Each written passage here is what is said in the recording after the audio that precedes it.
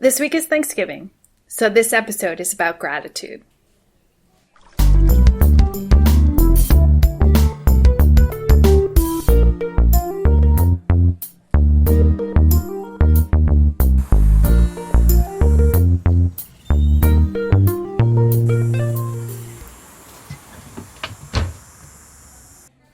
I don't know about you,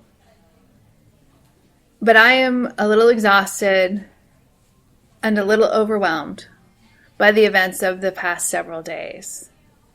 And now we are approaching the holiday season with this somewhat hallmark holiday of Thanksgiving. Don't get me wrong, I'm a fan of Thanksgiving. I think it is good to gather with family and friends to give thanks, to recognize that there are plenty of people in the world who have less than we do. Thanksgiving is a good thing. I'm also aware that social media and other media are full of things about gratitude, articles and posts. I'm going to ask that we look at gratitude a little more closely. Gratitude is a universal spiritual practice. Studies have shown that it can change people for the better. And I'm going to qualify what I'm about to say by saying that I recognize that I am speaking from a place of privilege.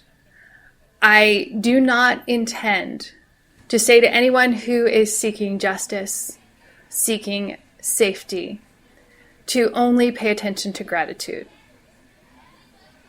That being said, for those of us who do live in places of privilege, gratitude should become our go-to spiritual practice. When we find ourselves responding to Black Lives Matter, or Syrian refugees, or Trans Day of Remembrance, with anger, with frustration, with anything other than understanding the call for justice, that we can choose to be grateful rather than fearful. We can choose to be grateful rather than angry and condemning and judgmental. Gratitude is indeed a choice. And the more frequently we make it, the more likely it is to become an automatic response to situations of stress, of fear, of anxiety. And just for clarity's sake, I want to say again that I speak from a place of privilege.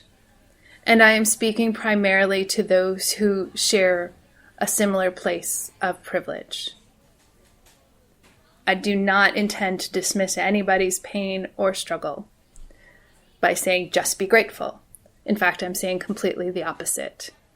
As Christians, we are called to be thankful in all circumstances. Not for all circumstances, but in all circumstances. So, in spite of my exhaustion, I am grateful that I will be cooking Thanksgiving dinner for several folks. I am thankful for things like a butter product that contains no dairy, no gluten, no corn, no soy, none of the other things that I should not or cannot eat.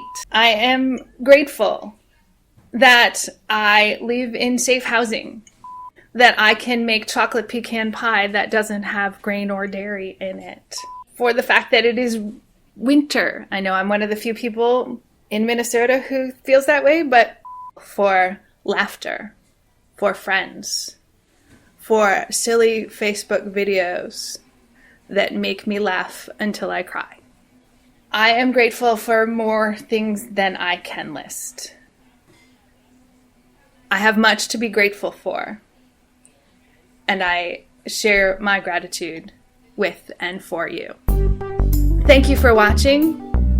Happy Thanksgiving. See you next week.